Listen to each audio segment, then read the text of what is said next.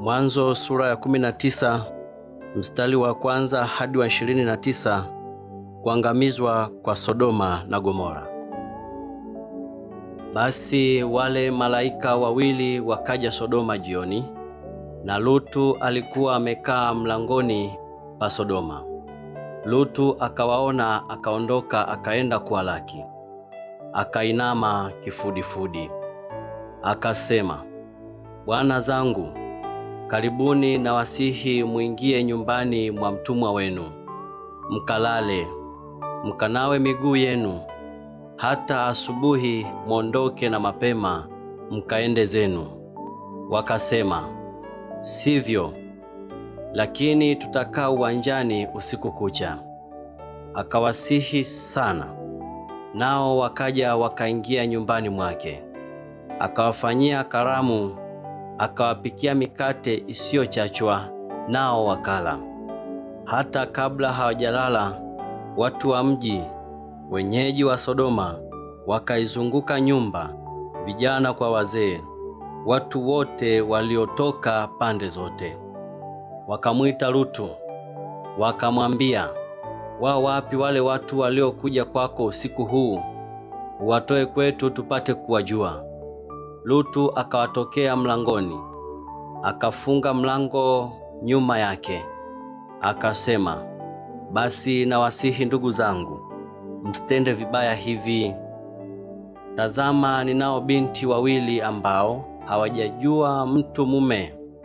Nawasihi, nitawatolea kwenu mkawafanyie vilivyo vyema machoni penu. Ila watu hawa msiwatende neno, kwa kuwa wamekuja chini ya dali yangu. Wakasema, ondoka hapa. Kisha wakanena, mtu huyu mmoja amekuja kwetu kuketi hali ya ugeni. Haya, naye kumbe anataka kuhukumu. Basi tutakutenda wewe vibaya kuliko hawa. Wakamsonga sana huyo mtu, huyo Lutu, wakakaribia wauvunje mlango. Lakini wale watu wakanyosha mikono yao, wakamwingiza Lutu kwao nyumbani, wakaufunga mlango. Kisha wakawapiga hawa watu walioko mlangoni kwa upofu, wadogo kwa wakubwa, hata wakachoka kwa kuutafuta mlango. Basi wale watu wakamwambia Lutu, je, unaye mtu hapa zaidi? Mkwe, wanao na binti zako, na wowote ulio nao katika mji uwatoe katika mahali hapa, maana tutapaharibu sisi mahali hapa, kwa kuwa kilio chake kimezidi mbele za Bwana, naye Bwana ametupeleka tupaharibu. Lutu akatoka akasema na wakweze waliowaposa binti zake, akasema, ondokeni mtoke katika mahali hapa, kwa sababu Bwana atauharibu mji huu. Lakini akawa kama achezaye machoni pa wakweze. Hata alfajiri ndipo malaika wakamuhimiza Lutu, wakisema, ondoka, mtwae mkeo na binti zako wawili waliopo hapa, usipotee katika maovu ya mji huu. Akakawia, nao wale watu wakamshika mkono, na mkono wa mkewe, na mkono wa binti zake wawili, kwa jinsi Bwana alivyomhurumia. Wakamtoa wakamweka nje ya mji. Ikawa walipomtoa nje, mmoja alisema, jiponye nafsi yako, usitazame nyuma, wala usisimame katika hilo bonde popote. Ujiponye mlimani, usije ukapotea. Lutu akawaambia, sivyo bwana wangu.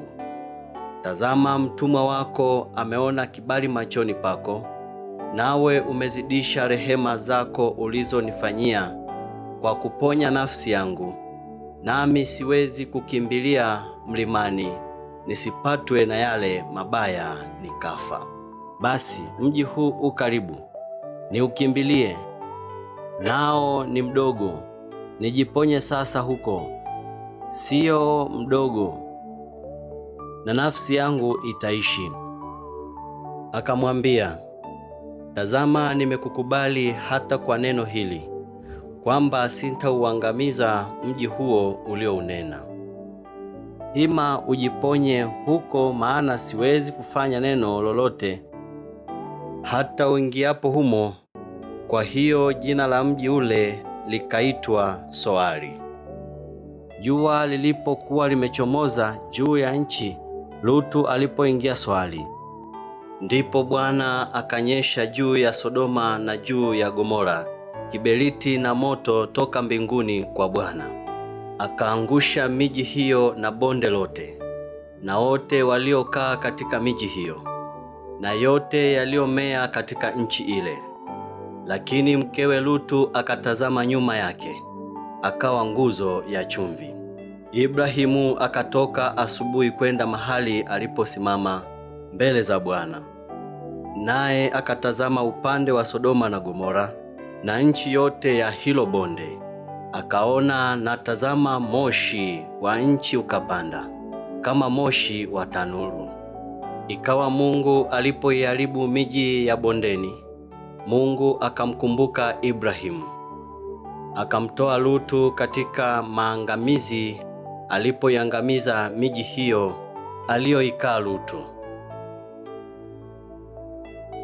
Mwanzo sura ya 19 mstari wa 30 hadi 38. Lutu na binti zake.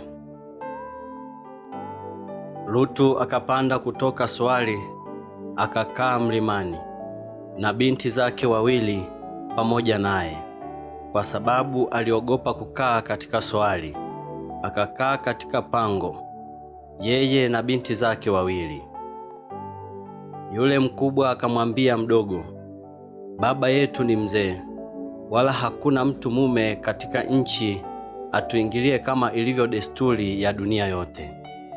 Haya, na tumnyweshe baba yetu mvinyo, tukalale naye, ili tumuhifadhie baba yetu uzao. Wakamnywesha baba yao mvinyo usiku ule. Akaondoka huyo mkubwa akalala naye, wala yeye hana habari alipolala wala alipoondoka. Ikawa siku ya pili, mkubwa akamwambia mdogo, tazama, nimelala jana na baba yangu, tumnyweshe mvinyo tena usiku huu, ukaingie ukalale naye. Wakamnywesha tena baba yao mvinyo usiku ule. Akaondoka mdogo akalala naye, wala yeye hana habari alipolala wala alipoondoka. Basi hao binti wote wawili wa Lutu wakapata mimba kwa baba yao. Yule mkubwa akazaa mwana, akamwita jina lake Moabu. Huyo ndiye baba wa Wamoabi hata leo. Na yule mdogo naye akazaa mwana, akamwita jina lake Benami. Huyo ndiye baba wa Wamoani hata leo. Mwanzo sura 20 mstari wa 1 hadi wa 18. Ibrahimu na Abimeleki. Ibrahimu akaondoka huko kwenda nchi ya kusini, akakaa kati ya Kadeshi na Shuri, naye akatembea katika Gerari. Ibrahimu akamnena Sara mkewe, huyu ni ndugu yangu. Basi Abimeleki mfalme wa Gerari akapeleka watu akamtwaa Sara. Lakini Mungu akamjia Abimeleki katika ndoto ya usiku, akamwambia, umekuwa mfu wewe kwa sababu ya mwanamke huyu uliyemtwaa, maana ni mkewe mtu. Basi Abimeleki alikuwa hakumkaribia. Akasema, Bwana, je, utaua hata taifa lenye haki? Je, hukuniambia mwenyewe huyu ni ndugu yangu? Na mwanamke mwenyewe naye alisema, huyu ni ndugu yangu. Kwa ukamilifu wa moyo wangu, na kwa kuwa safi mikono yangu nimefanya hivi. Mungu akamwambia katika ndoto, nami nimejua ya kwamba kwa ukamilifu wa moyo wako umefanya hivi, ndipo nami nikakuzuia usinitendee dhambi. Kwa hiyo sikukuacha umguse. Basi sasa umrudishe mwanamke kwa mtu huyo, maana yeye ni nabii, naye atakuombea upate kuishi. Bali usipomrudisha, fahamu ya kwamba kwa hakika utakufa wewe na watu wote ulio nao. Abimeleki akaamka asubuhi na mapema, akawaita watumwa wake wote, akawaambia maneno hayo yote masikioni mwao. Nao watu hao wakaogopa sana. Kisha Abimeleki akamwita Ibrahimu, akamwambia, umetutenda nini? Nimekukosa nini hata ukaleta juu yangu na juu ya ufalme wangu dhambi kuu? Umenitenda matendo yasiyotendeka. Abimeleki akamwambia Ibrahimu, umeona nini hata ukatenda jambo hili? Ibrahimu akasema, kwa sababu naliona, yakini hapana hofu ya Mungu mahali hapa, nao wataniua kwa ajili ya mke wangu, naye kweli ni ndugu yangu, binti wa baba yangu, ila siye mwana wa mama yangu, ndipo akawa mke wangu.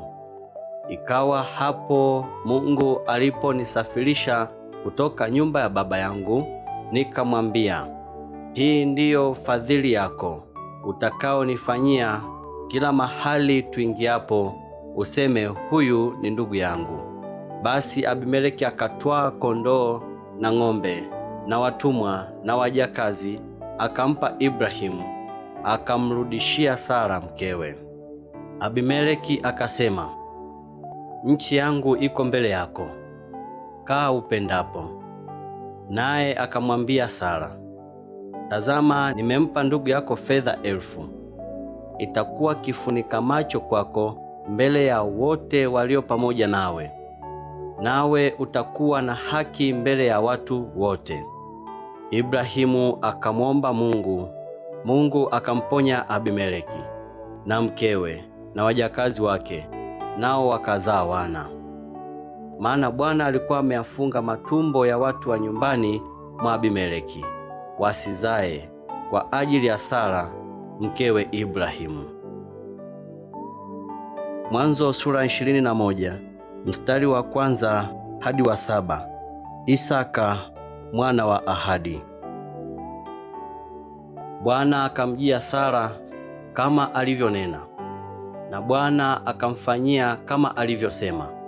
Sara akapata mimba, akamzalia Ibrahimu mwana wa kiume katika uzee wake, kwa muhula alioambiwa na Mungu. Ibrahimu akamwita jina lake Isaka, yule mwana aliyezaliwa, ambaye Sara alimzalia. Ibrahimu akamtahiri Isaka mwanawe alipokuwa mwenye siku 8, kama Mungu alivyomwamuru.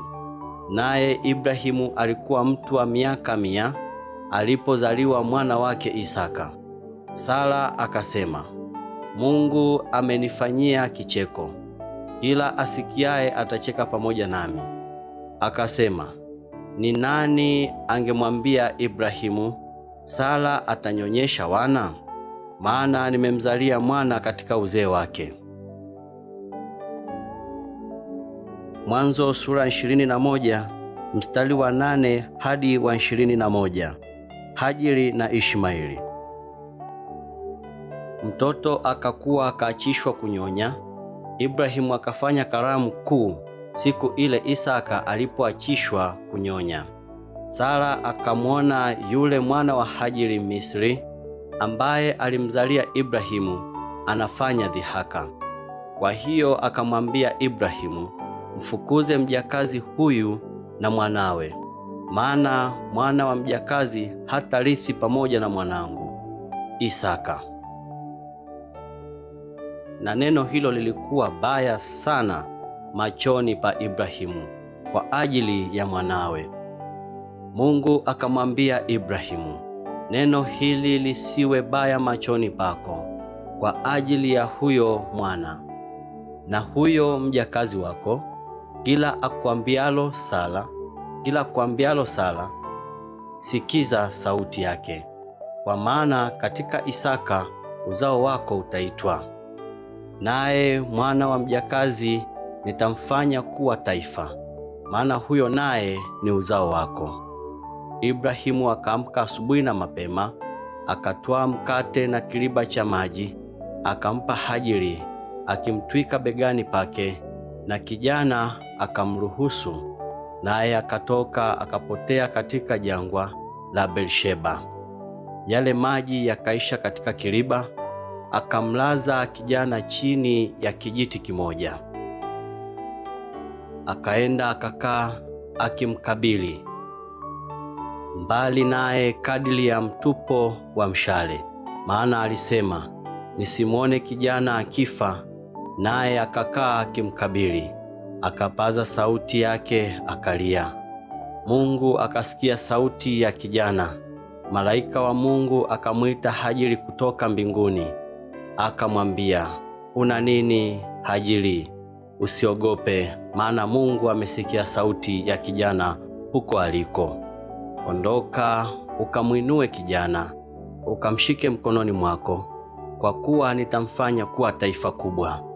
Mungu akamfumbua macho, naye akaona kisima cha maji, akaenda akakijaza kiriba maji, akamnywesha kijana.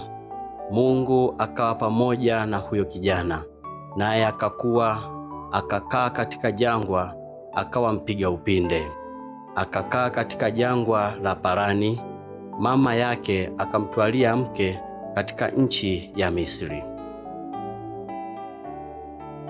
Mwanzo sura 21 mstari wa 22 hadi mstari wa 34. Mapatano na Abimeleki.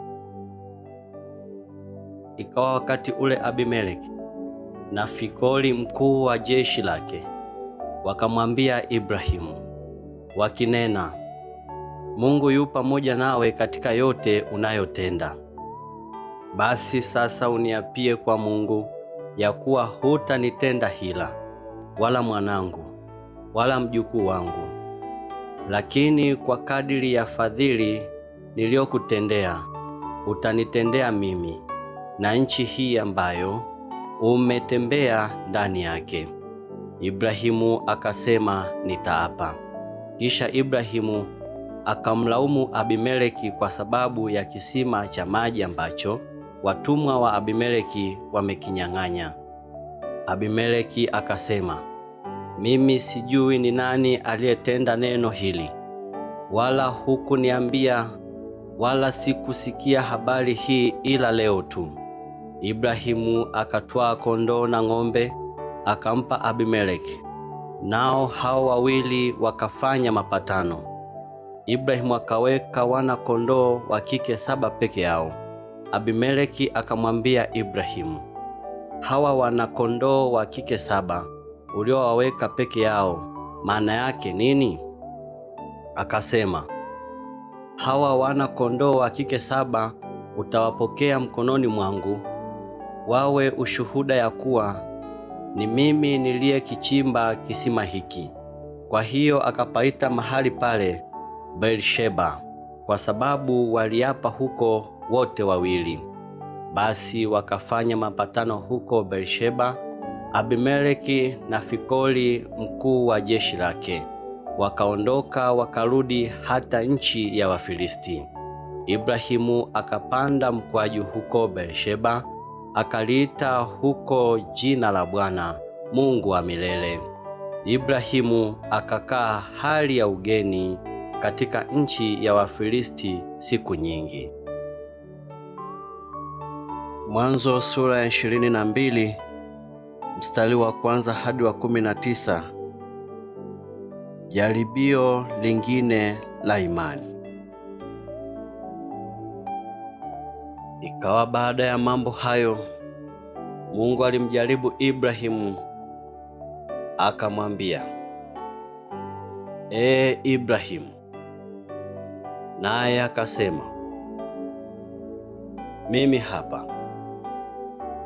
Akasema, umchukue mwanao, mwana wako wa pekee, umpendaye, Isaka, ukaende zako mpaka nchi ya Moria, ukamtoe sadaka ya kuteketezwa huko juu ya mlima mmoja wapo nitakao kuambia.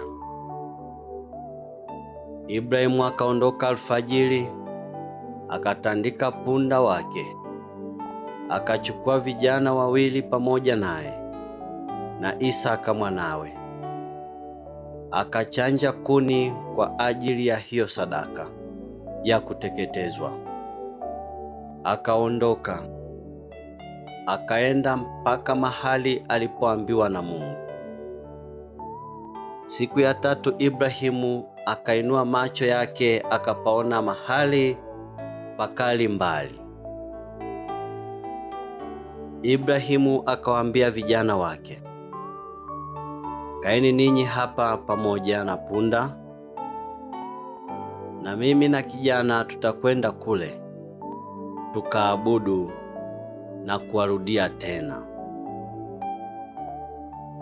Basi Ibrahimu akazitwaa kuni za hiyo sadaka, akamtwika Isaka mwanawe,